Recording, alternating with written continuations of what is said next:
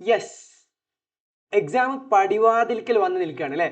അപ്പോൾ ഈ CA foundation ലെവലിൽ ഇഗ്നൈറ്റ് ചാനലിലൂടെ നമ്മുടെ അവസാനത്തെ ഒരു മീറ്റിംഗ് ആവട്ടെ ഇത്, അല്ലെങ്കിൽ അവസാനത്തെ ഒരു സെഷൻ ആവട്ടെ ഇത്, ഞാൻ ആത്മാർത്ഥമായിട്ട് പ്രാർത്ഥിക്കുകയാണ്. അപ്പോൾ ഈ ഒരു അവസാന ഘട്ടത്തിൽ കുറച്ച് കാര്യങ്ങൾ സംസാരിക്കാനും അതുപോലെ തന്നെ കുറച്ച് കാര്യങ്ങൾ ഡിസ്കസ് ചെയ്യാനും വേണ്ടിയിട്ടാണ് ഞാനിവിടെ വന്നിട്ടുള്ളത്. അധികം സമയം എടുക്കില്ല, പക്ഷേ നിങ്ങൾക്ക് പറഞ്ഞു തരുന്ന എല്ലാ കാര്യങ്ങളും നാളെ വലിയ രീതിയിൽ നിങ്ങൾക്ക് എക്സാമിന് യൂസ്ഫുൾ ആവുന്ന കാര്യങ്ങൾ മാത്രമാണ് ഞാൻ പറയുന്നത്. അത് ഞാൻ ഉറപ്പ് തരാം. ആദ്യമായിട്ട് പറയല്ലേ, നാളെ എക്സാം ആണ്, പഠിച്ചൊന്നും തീർന്നിട്ടുണ്ടാവില്ല. വലിയൊരു ഷോർട്ട് പീരീഡ് മാത്രമേ നമുക്ക് എക്സാമിന് കിട്ടിയത്. അപ്പോൾ നിങ്ങൾ പ്ലാൻ ചെയ്ത പോലെയൊന്നും പഠനം നടന്നിട്ടുണ്ടാവില്ല. എക്സാമുകൾക്കിടയിൽ ആകെ വളരെ കുറഞ്ഞൊരു സമയം മാത്രമേ നമ്മുടെ മുമ്പിലുള്ളൂ. നമ്മൾ പ്ലാൻ ചെയ്തു, നമുക്ക് ചെയ്യാവുന്ന കാര്യം നമ്മൾ ചെയ്തു, ബാക്കി നമുക്ക് എന്ത് ചെയ്യാം, എക്സാമിന് നോക്കാം. ആ ഒരു മൈൻഡ് സെറ്റാണ് നിങ്ങൾ ഉറപ്പായിട്ടും നിങ്ങൾ ഹോൾഡ് ചെയ്യേണ്ടത്. അല്ലാതെ നമ്മളിപ്പോൾ ഒരു 80 നമ്മൾ ചെയ്തു, 20 ചെയ്തിട്ടില്ല, അല്ലെങ്കിൽ 70 ചെയ്തു, 30 ചെയ്തിട്ടില്ല. ഈ ചെയ്യാത്ത 30നെ കുറിച്ച് ടെൻഷൻ അടിച്ച് ചെയ്ത 70ക്ക് കൂടെ നമുക്ക് എഴുതാൻ പറ്റിയില്ലെങ്കിൽ, അല്ലെങ്കിൽ ആ രീതിയിൽ നമുക്കൊരു റിസൾട്ട് കൊണ്ടുവരാൻ പറ്റിയില്ലെങ്കിൽ എന്താണ് കാര്യം? So keep having the right mindset. ഉറപ്പായിട്ടും അത് നിങ്ങളുടെ മാർക്കിനെ വലിയ രീതിയിൽ, നിങ്ങളുടെ എക്സാമിനേഷനിലെ പെർഫോമൻസിനെ വലിയ രീതിയിൽ ബാധിക്കും. നിങ്ങളെ കൊണ്ട് പറ്റാവുന്നത് നിങ്ങൾ ചെയ്തു. Past is past, gone is gone. പോയ ബസ്സിന് നിർത്തില്ല അല്ലേ. പക്ഷേ നാളെ മുതൽ എക്സാം തുടങ്ങാൻ പോവാണ്, അല്ലെങ്കിൽ എക്സാം സ്റ്റാർട്ട് ചെയ്യാൻ പോവാണ്. അതിൽ നിങ്ങൾക്ക് ചെയ്യാൻ പറ്റുന്ന കാര്യങ്ങൾ പരമാവധി നമുക്ക് ചെയ്യാം. ആ ഒരു ഉദ്ദേശത്തോടെ വേണം നിങ്ങൾ എന്ത് ചെയ്യാൻ, എക്സാമിനെ അപ്രോച്ച് ചെയ്യാൻ. Hold that positive mind set. കഴിഞ്ഞത് കഴിഞ്ഞു, ഇനി വരാനുള്ളത് നമുക്ക് 100ൽ 100 വേണ്ട, നമുക്കൊരു 60, 70, 50 എബോവ് മതി പാസ്സാവാൻ അല്ലേ. ആ ഒരു മൈൻഡ് സെറ്റാണ് നിങ്ങൾ ഓരോരുത്തരും ഹോൾഡ് ചെയ്യേണ്ടത്. അതിൽ യാതൊരു സംശയവുമില്ല. പിന്നെ എക്സാം സ്റ്റാർട്ട് ചെയ്യുമ്പോൾ ആദ്യത്തെ 15 minute it's all about planning. ഈ ഒരു 15 മിനിറ്റ്സിൽ നിങ്ങൾ എല്ലാ ക്വസ്റ്റ്യൻസിലും ഓവറോൾ ഒന്ന് എത്തിയിട്ട് ഏതൊക്കെ ക്വസ്റ്റ്യനാണ് നിങ്ങൾക്ക് ഈസി, ഏതൊക്കെ ക്വസ്റ്റ്യനാണ് മോഡറേറ്റ്, ഏതൊക്കെ ക്വസ്റ്റ്യനാണ് ടഫ് എന്നുള്ളൊരു അനാലിസിസിലോട്ട് അല്ലെങ്കിൽ ഒരു കൺക്ലൂഷനിലോട്ട് നിങ്ങൾ എത്തിയിരിക്കണം. അതുപോലെ തന്നെ ഏത് ക്വസ്റ്റ്യൻ ആദ്യം നിങ്ങൾ അറ്റൻഡ് ചെയ്യും എന്നുള്ള ഒരു ഓർഡറും മാക്സിമം നിങ്ങൾ എന്ത് ചെയ്യുക, ഈ 15 മിനിറ്റ്സിലോട്ട് നിങ്ങൾ സെറ്റ് ചെയ്യാൻ നോക്കുക. അപ്പോൾ ക്ലാസ്സിലോട്ട് ഓടിക്കയറി വന്നിട്ട് നിങ്ങൾ കാം ഡൗൺ ചെയ്യാനുള്ള ടൈമായിട്ട് നിങ്ങൾ 15 മിനിറ്റ്സിനെ കാണരുത്. മറിച്ച് it's all about planning. Paper കിട്ടിക്കഴിഞ്ഞാൽ നേരെ നിങ്ങൾ ആ ഒരു എക്സാം എസെൻഷ്യൽസ് എഴുതി കഴിഞ്ഞാൽ നേരിട്ട് നിങ്ങൾക്ക് എന്ത് ചെയ്യണം, നിങ്ങൾ എക്സാമിലോട്ട് റഷ് ചെയ്യണം, എഴുതിക്കൊണ്ടേ ഇരിക്കണം. അപ്പോൾ അതിനോട്ടുള്ള പ്ലാനിങ് ആയിട്ടാണ് നിങ്ങൾ ഈ 15 മിനിറ്റ് സമയത്ത് നിങ്ങൾ കാണേണ്ടത്. എല്ലാ ക്വസ്റ്റ്യൻസിലോട്ടും ഓടിച്ചെത്താൻ നോക്കുക. ഇനി ടെൻഷൻ കൂടുതലുള്ള ആൾക്കാർ പുറകുന്ന് വായിച്ചു നോക്കിയാൽ മതി. അപ്പോൾ ഒരു 7th ക്വസ്റ്റ്യൻ ടഫാണെന്ന് തോന്നിക്കഴിഞ്ഞാൽ നമുക്കത് ഓപ്ഷനിൽ, അല്ലെങ്കിൽ 6th ക്വസ്റ്റ്യൻ ടഫാണെന്ന് തോന്നിക്കഴിഞ്ഞാൽ അത് ഓപ്ഷനിൽ നമുക്ക് സ്കിപ്പ് ചെയ്യാനുള്ള ഒരു പ്രൊവിഷൻ ഉണ്ട്. അപ്പോൾ ആ ലെവലിൽ നിങ്ങൾ എന്ത് ചെയ്താൽ മതി, ഇതിനെ കണ്ടാൽ മതി. അപ്പോൾ റീഡിങ് ടൈം നല്ല രീതിയിൽ പ്ലാൻ ചെയ്ത് നിങ്ങൾ എന്ത് ചെയ്യുക, യൂസ് ചെയ്യുക. അക്കൗണ്ട്സ് എക്സാമിന് 90 മാർക്സ് അറ്റൻഡ് ചെയ്യലാണ് നമ്മുടെ ടാർഗറ്റ്. അതിന് നിങ്ങൾ ആരെ ഫോക്കസ് ചെയ്യണം, ടൈം. 10 മാർക്കിന് ഒരു ക്വസ്റ്റ്യൻ വന്നാൽ 18 മിനിറ്റ്സ് ആണ് നമുക്ക് അലൗഡ് ടൈം. 20 മിനിറ്റ്സിനെക്കാളും ഒരിക്കലും എന്ത് ചെയ്യാൻ പാടില്ല, നിങ്ങൾ കൂടുതൽ എടുക്കാൻ പാടില്ല. അപ്പോൾ നിങ്ങൾ 4 മാർക്സിൻ്റെ ക്വസ്റ്റ്യൻ ആണെങ്കിലും 5 മാർക്സിൻ്റെ ക്വസ്റ്റ്യൻ ആണെങ്കിലും ഏത് ക്വസ്റ്റ്യൻ നിങ്ങൾ അറ്റൻഡ് ചെയ്യുന്നോ, എപ്പോഴാണ് നിങ്ങൾ അറ്റൻഡ് ചെയ്യാൻ തുടങ്ങിയത്, മാർക്ക് യുവർ ടൈം. അതുപോലെ തന്നെ നിങ്ങൾ അറ്റൻഡ് ചെയ്യുമ്പോൾ തന്നെ ഈ ക്വസ്റ്റ്യനിൽ നിന്നും എപ്പോൾ പോകണം എന്നുള്ളത് നിങ്ങൾ തീരുമാനിക്കണം. ടൈം മാനേജ് ചെയ്യാതെ നിങ്ങൾ എക്സാം നിങ്ങൾ പാസ്സാവില്ല.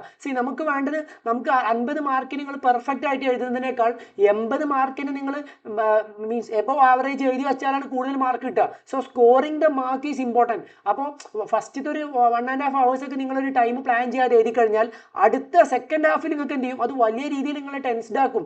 അപ്പോൾ നിങ്ങൾക്ക് ഉറപ്പായിട്ടും 100 മാർക്സിന് എഴുതി എത്തൂല എന്നുള്ളൊരു റിയാലിറ്റിയിലോട്ട് നിങ്ങൾ എത്തും.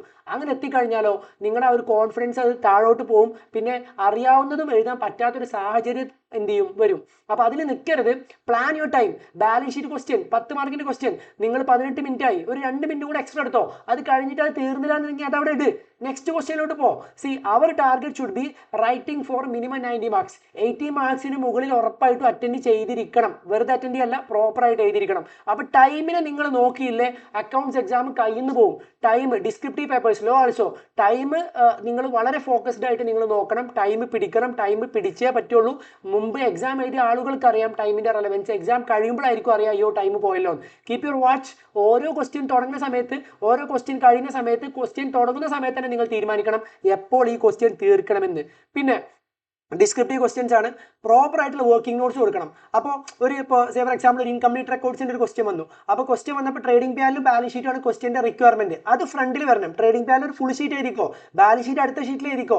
എന്നിട്ട് എന്ത് ചെയ്യുക, വർക്കിംഗ് നോട്ട് അപ്പുറത്ത് എഴുതുക. 1 2 3 വർക്കിംഗ് നോട്ട് ഇടുക. ആ വർക്കിംഗ് നോട്ട് റെഫറൻസ് ഇവിടെ എന്ത് ചെയ്യുക, കൊണ്ടുവന്ന് എഴുതുക. ഒറ്റ കാര്യം, ഇപ്പോൾ നമ്മൾ 2A 2B 2C 3 പാർട്ട് ഉണ്ട് രണ്ടാമത്തെ ക്വസ്റ്റ്യൻ എന്ന് വിചാരിക്കുക.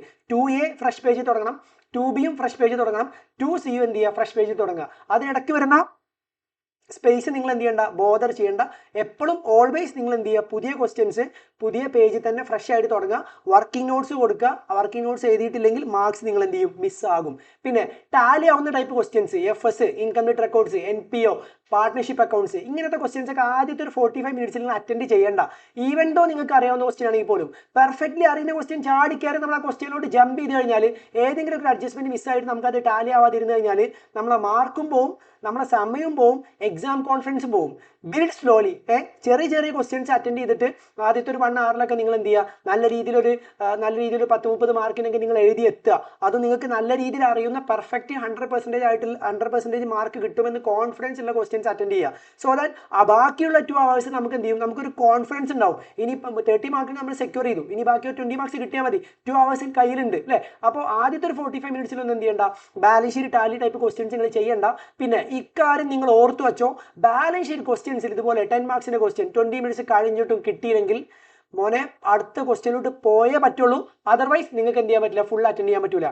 സ്റ്റെപ്പ് മാർക്സിങ്സ് ഉണ്ട്, സ്റ്റെപ്പ് മാർക്സ് ഉണ്ട്. അപ്പോൾ ഏത് ഏരിയയിലാണോ നമ്മൾ മിസ്റ്റേക്ക് പറ്റിയത് ആ രീതിയിൽ. ഇപ്പോൾ 10 മാർക്സിന്റെ ക്വസ്റ്റ്യൻ ആണ്, നമ്മൾ നെറ്റ് പ്രോഫിറ്റും ബാലൻസ് ഷീറ്റും ടാലി ആയില്ല, 1-2 ഐറ്റംസ് ആണ് തെറ്റിയത്. അപ്പോൾ അതിനനുസരിച്ച് ഒരു കൺസിഡറബിൾ റിഡക്ഷൻ ഇൻ മാർക്ക് ഉണ്ടാവും. എന്നാലും നിങ്ങൾക്ക് ഒരു ഹാഫ് മാർക്സ് എങ്കിലും ഉണ്ടാവും. 1-2 ഐറ്റംസ് ആണ് തെറ്റിയതെങ്കിൽ. എത്രത്തോളം ഐറ്റം തെറ്റുന്നോ, എവിടെ തെറ്റുന്നോ അതിനനുസരിച്ച് എന്ത് ചെയ്യും, മാർക്ക് കുറയും. എന്നാലും എഴുതിയ കാര്യങ്ങൾക്ക് നിങ്ങൾക്ക് സ്റ്റെപ്പ് മാർക്ക് ഉണ്ട്, ഒന്നും കിട്ടാതെ പോകില്ല. അപ്പോൾ ഒരു 1 hourൊക്കെ ഒരു ബാലൻസ് ഷീറ്റ് ടാലിയാക്കാൻ എടുത്ത് അങ്ങനെ ഒരു സിറ്റുവേഷൻ ഉണ്ടാവരുത്. Look at the mark. ആ മാർക്ക് നോക്കിയിട്ട് എന്ത് ചെയ്യുക, വെയിറ്റേജ് നോക്കിയിട്ട് ഒരു മാർക്കിന് 1.8 മിനിറ്റ്സ് ആണ് കണക്ക്. അപ്പോൾ 10 മാർക്കിന് 18 മിനിറ്റ്സ് ആണ് കണക്ക്. ആ രീതിയിൽ നിങ്ങൾ എന്ത് ചെയ്യണം, മുന്നോട്ട് പോകണം. ടാലിയാക്കുന്ന അതുപോലെ തന്നെ ബാലൻസ് ഷീറ്റ് ടൈപ്പ് ക്വസ്റ്റ്യൻസ് ഈ രീതിയിൽ ചെയ്യുക. അതിൽ എന്ത് ചെയ്യരുത്, ടൈമാണ് നിങ്ങൾ പ്രധാനമായിട്ട് ശ്രദ്ധിക്കേണ്ടത്. ആദ്യം തന്നെ ഇങ്ങനത്തെ ക്വസ്റ്റ്യനിലോട്ട് ചാടി കയറി വീടരുത്.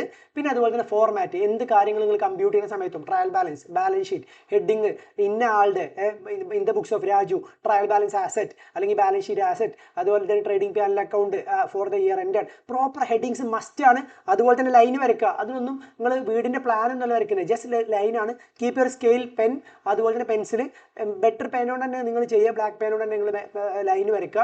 അതിനൊന്നും കൂടുതൽ സമയം പോകില്ല. But that will present your answers looks professional. അതുപോലെ തന്നെ നിങ്ങൾ പ്രൊഫഷണൽ എക്സാം ആണ് എഴുതുന്നത്, എങ്ങനെയെങ്കിലും പിടിച്ച് എഴുതി പോകരുത്. പ്രോപ്പർ ഫോർമാറ്റ് എന്ത് ചെയ്യുക, നിങ്ങൾ കീപ്പ് ചെയ്യുക. പിന്നെ അതുപോലെ തന്നെ narration unless and until narration എഴുതണ്ട എന്ന് പറയാത്തൊരു സാഹചര്യത്തിൽ മാത്രങ്ങൾ നരേഷൻ എഴുതണ്ട. അല്ലാതെ എല്ലാ സിറ്റുവേഷനിലും നരേഷൻ മസ്റ്റ് ആണ്. Narration is an integral part of a journal entry. അപ്പോൾ നരേഷൻ വന്നിരിക്കണം. നരേഷൻ ഡിസ്ക്രിപ്റ്റീവ് ആയിരിക്കണം. പേർച്ചേസ്ഡ് ഗുഡ്സ് അങ്ങനൊന്നും പോരാ. പേർച്ചേസ്ഡ് ഗുഡ്സ് ഫോർ ക്യാഷ് ഇന്ന ആളെത്തുന്നത് ഇത്ര രൂപ. അപ്പോൾ ഇറ്റ് ഷുഡ് ബി ഡിസ്ക്രിപ്റ്റീവ് കേട്ടോ. നിങ്ങൾക്ക് ടൈം ഉണ്ടാവില്ല എനിക്കറിയാം, പക്ഷെ എന്നാലും നരേഷൻ പ്രോപ്പറായിട്ട് നിങ്ങൾ എഴുതണം. പല ആൾക്കാരും നരേഷനൊക്കെ എന്ത് ചെയ്യാറുണ്ട്, സ്കിപ്പ് ചെയ്യാറുണ്ട്.